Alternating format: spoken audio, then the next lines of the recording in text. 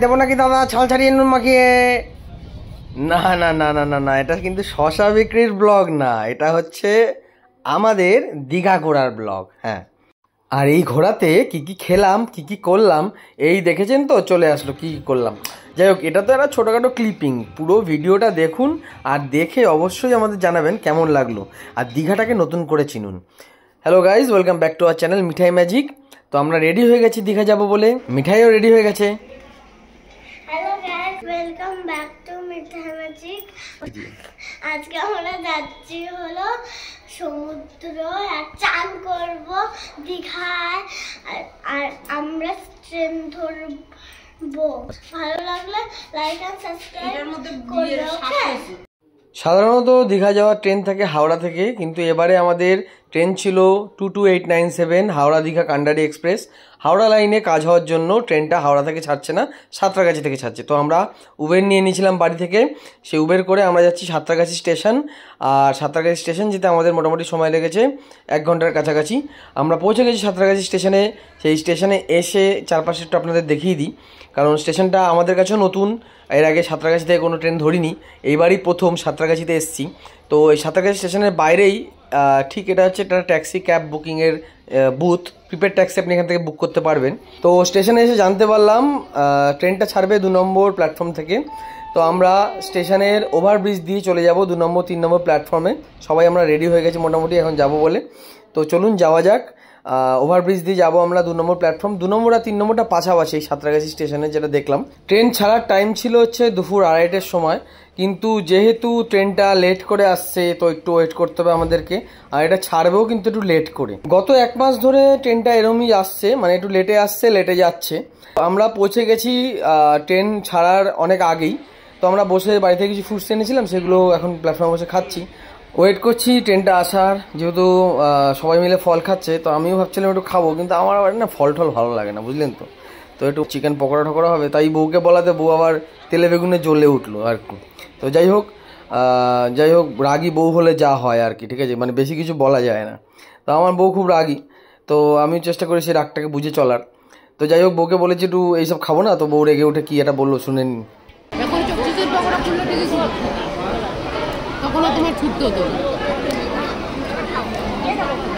যাই হোক, আমি কথা না বাড়িয়ে, গরমে আঙুর খেতে ভালোই লাগে, আমিও 2-4টা আঙুর খেয়ে নিলাম। তো সাঁতরাগাছি জংশনে দাঁড়িয়ে আছি আমরা, ট্রেন আসবে করছে। 2 নম্বর প্ল্যাটফর্মে ট্রেন অ্যানাউন্স করে দিয়েছে। তো মিঠাই বাচ্চা মানুষ বোঝেনি তো, বেশিক্ষণ ওদেরকে ধরে রাখা যায় না, তাও বুঝিয়ে বাজিয়ে রাখতে হয় যাতে বিরক্ত না হয় আর আমাদের বিরক্ত না করে। তো যাই হোক, ট্রেন চলে এসছে। এখন ট্রেনে ক্লিনিংটা চলছে। ক্লিনিং হয়ে গেলেই আমাদের যে দরজা আছে, মানে ট্রেনের কোচের যে দরজা আছে সেটা খুলে দেবে। তো আমরা উঠে যাব, আমরা ওয়েট করছি সেই ক্লিনিং হওয়ার অবধি। আর ক্লিনিং হয়ে গেলে আমরা আমাদের কোচে উঠে যাব। আমরা যে টিকিটটা ছিল সেটা ছিল চেয়ার কারের টিকিট, আর এটা ছিল C2 টিকিট। C2টা হচ্ছে সাঁতরাগাছি স্টেশনের একদম শুরু থেকে, মানে এটা যখন দীঘাতে নামবে, দীঘার শেষ প্রান্তে গিয়ে নামবে। আর আমরা ট্রেনে উঠে গেছি এখন, আর ক্লিনিংও হয়ে গেছে। ট্রেনে উঠে গিয়ে আমরা যথারীতি যা হয় আর কি খাওয়া দাওয়া শুরু করে দিয়েছি, কারণ পুরো দিনটা আজকে নিরামিষ, বুঝেছেন তো। মানে আগের দিন ছিল শিবরাত্রি, তাই পরের দিন শিবরাত্রিটা ছিল। তো যতক্ষণ ওই তিথিটা যাবে ততক্ষণ আমরা মাছ মাংস কিছু খেতে পারবো না, তো এটা হচ্ছে নিয়ম। তো আমিও যথারীতি ওই নিয়মটা মেনে আমাকে এখন ওই নিরামিষ খেতে হচ্ছে, আর যা শাক পাতা যা পাচ্ছি তাই খাচ্ছি। তো যাই হোক, শশা খেতে ভালোই লাগে গরমে। তো গরমে একটু এক দাদাকে দেখলাম শশা নিয়ে আসতে, তাকে বললাম একটু দিয়ে দিন তো ছাল ছাড়িয়ে নুন মাখিয়ে। তো যাই হোক, শশা খাওয়া হলো, শশা খেয়ে দই খেলাম। দই খেয়ে এবার আমরা যাচ্ছি দীঘার পথে। আচ্ছা, 1 কাপ চাও খেয়েছি, সেটা তো দেখালামই। তো যাই হোক, এখন ট্রেনে উঠে গেছি, ট্রেন ছেড়ে দিয়েছে আর ট্রেন ফুল স্পিডে যাচ্ছে, দেখতে পাচ্ছেন তো। তাহলে চলুন আমার সাথে দীঘায়, আর জেনে নিন নতুন দীঘাতে কি কি হলো। হ্যাঁ, দীঘায় কিন্তু প্রচুর চেঞ্জ হয়েছে, আমি আপনাদের বলবো, পুরো ব্লগটা দেখুন। আর যারা গত 7 বছরে দীঘা যাননি তাদের কাছে অবশ্যই দীঘাটা নতুনভাবে আপনারা দেখতে পাবেন আমার এই ব্লগে। আর ভালো লাগলে অবশ্যই লাইক শেয়ার অ্যান্ড কমেন্ট করবেন, সাবস্ক্রাইব করতে ভুলবেন না কিন্তু, ঠিক আছে। তো চলুন দেখা যাক।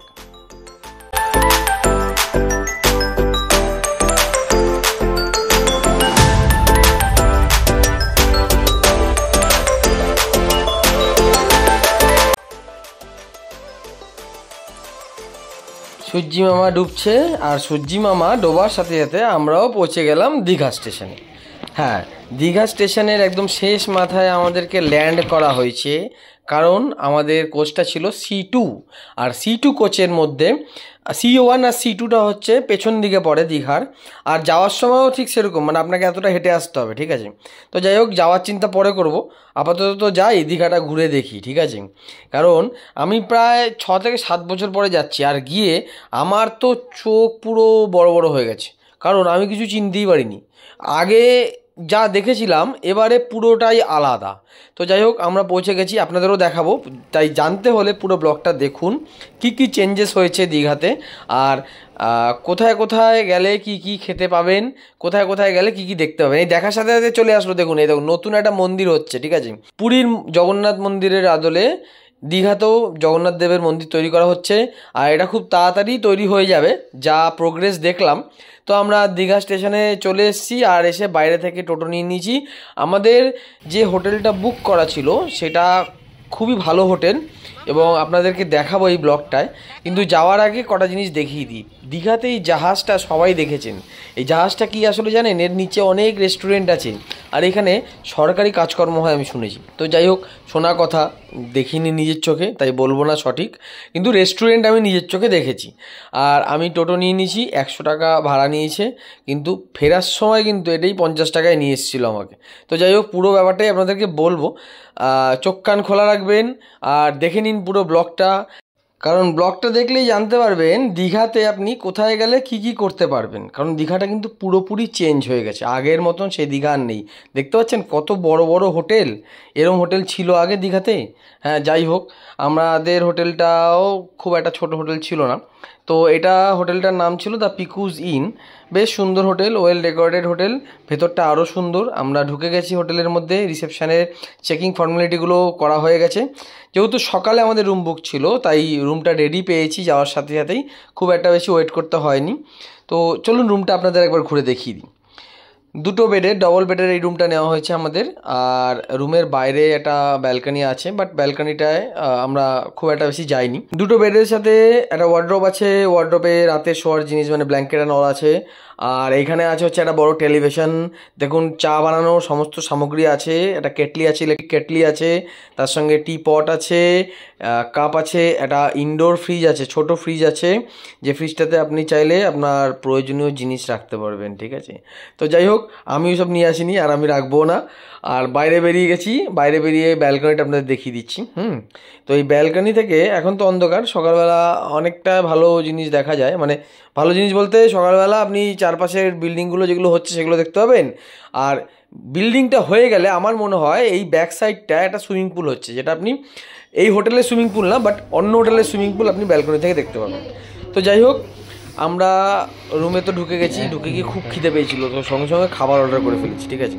তো এই খাবার অর্ডার করার সাথে সাথে খাবারটা ওরা পাঠিয়ে দিয়েছে। আর কি কি ছিল খাবারে সেটা একবার চট করে দেখিয়ে দিই, ঠিক আছে। ফিশ ফিঙ্গার ছিল, হ্যাঁ, চিকেন 65 ছিল, চিকেন পকোড়া ছিল, আর কিছু ছিল না। ও না না, চাটাও ছিল। হ্যাঁ, চাটা আমরা অর্ডার করেছিলাম আলাদা করে, কারণ চাটা ওরা শুধু ব্রেকফাস্টে দেয়, আমাদের বাফে নেওয়া ছিল। তো সকালের ব্রেকফাস্টে আপনি চাটা কমপ্লিমেন্টারি পাবেন, বাট আলাদা করে আপনাকে চা অর্ডার করতে হবে। তো আমরা চা কফি অর্ডার করে নিয়েছিলাম নিজেদের প্রেফারেন্স অনুযায়ী। তো আমরা এই গিয়ে, যেহেতু আমি আগেই বলেছি শিবরাত্রি ছিল, গত 2 দিন শাক পাতা খেয়ে কাটিয়েছি, তাই গিয়ে ঢোকার সাথে সাথেই একবারে ঝাঁপিয়ে পড়েছি মাছ মাংসের দিকে। হ্যাঁ, তো যাই হোক, খাওয়া দাওয়া হয়ে গেছে। খাওয়া দাওয়া করে এবার আমরা একটু চিন্তা ভাবনা করেছি যে বাইরে বেরিয়ে একবার দীঘার বিচটা ঘুরে আসবো, কারণ থাকবো আমরা 2 দিন। তো আজকের দিনটা থাকবো আর কালকের দিনটা থাকবো, তারপরের দিন আবার ব্যাক করব। তো আজকে যতটা পারবো আমরা ইউটিলাইজ করে নিই সময়টাকে। তো আমরা বেরিয়ে গেছি, দীঘা বিচে যাব, নিউ দীঘা বিচে যাব, কারণ আমাদের হোটেলটা নিউ দীঘা বিচ থেকে 10 মিনিটের ডিস্টেন্স হচ্ছে আপনার পায়ে হেঁটে, আর টোটোতে গেলে 5 মিনিটে পৌঁছে যাবেন, আর টোটোতে উঠলেই 50 টাকা, ঠিক আছে। তো আমরা হোটেল থেকে বেরিয়ে যাচ্ছি। হোটেলটা সকালবেলা আপনাদেরকে খুব ভালো করে দেখাবো পরের ব্লগে, কারণ রাতের বেলা হয়তো বোঝাতে পারলাম না ঠিক অতটা ভালোভাবে। তো দেখতে থাকুন, আমাদের সাথে থাকুন, ফলো করতে থাকুন মিঠাই ম্যাজিক চ্যানেল। ভালো লাগলে অবশ্যই ব্লগগুলো লাইক, শেয়ার অ্যান্ড কমেন্টস করবেন ব্লগগুলোতে, আর সাবস্ক্রাইব করবেন অবশ্যই। আপনি করবেন, আপনার চারপাশে সবাইকে বলবেন, যাতে আমাদের ব্লগ দেখে আর দেখে আনন্দ পায়। সবাইকে আনন্দ দেওয়াই আমাদের কাজ, আর আনন্দের সাথে সাথে ইনফরমেশান দেওয়া আমার কাজ।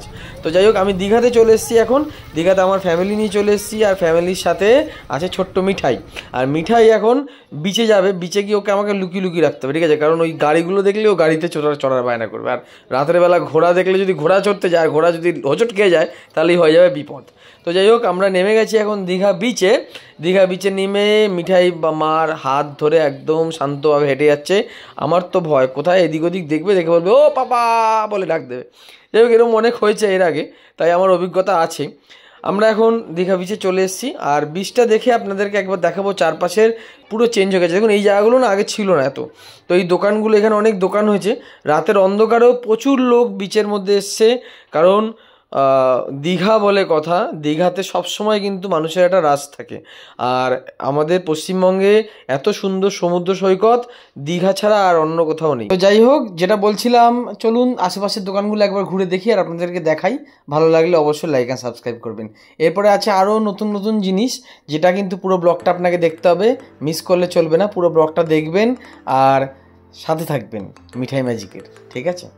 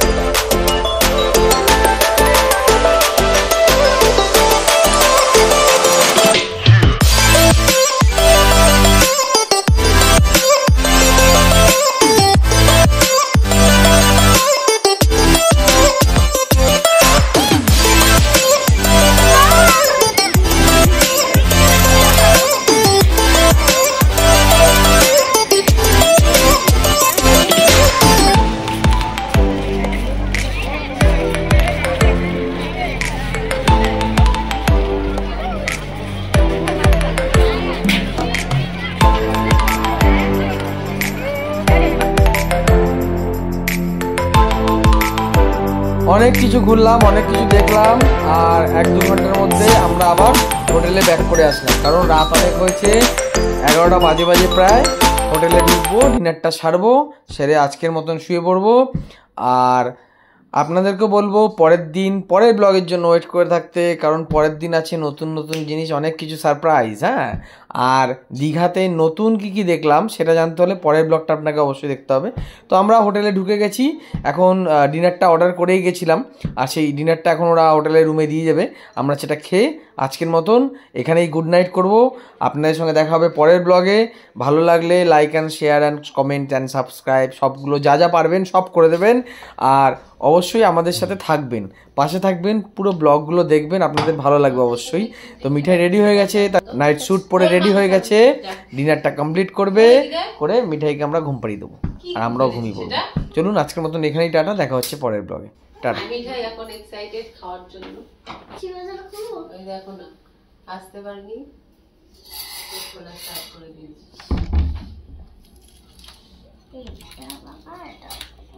এটা কি খুলছে এখনো? ঝুরঝুরে আলু ভাজা। হ্যাঁ, আমি এটাই কথা বলে। খাবার দেখলে এটাই একমাত্র খাবার, সাদা ভাত আর ঝুরঝুরে আলু ভাজা। এই না, আমরা ফ্রাইড রাইসটা খাবো। আর কি খাবি? Chilli chicken. এটা চিলি চিকেন দিদুন খাবে? চিকেন দিদুন খায়? আরে আমি চিলি চিকেনটা আর দিদুন সব ভাত খাবে। আর আমরা কি খাবো? তোদের দেখবো ওকে আর দিদুনকে। কোথায় রাখলো এটা? দিদুন ভাতের খেয়ে দেবে, আর ও ফ্রাইড রাইস আর চিলি চিকেন আমাদের কি থাকলো। তোর মাম্মা পাপা কি খাবে? মাম্মা পাপা আমরা কি করবো মাম্মা পাপা? কাজ করে দিবে। সরো, আর করতে হবে না। সরো আমি দেখছি। দেখলে